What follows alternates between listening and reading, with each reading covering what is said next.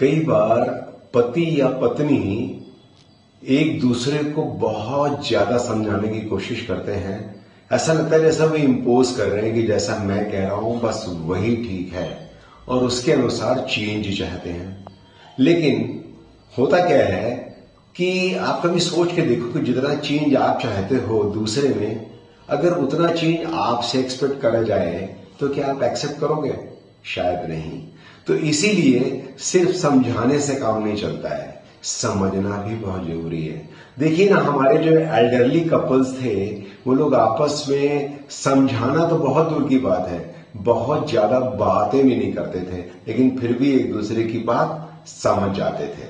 Because silence has got its own power of meaning and communication. तो इस बात का ध्यान रखिए कि सही बात को समझना भी है, सिर्फ समझाना नहीं है। Okay, take care.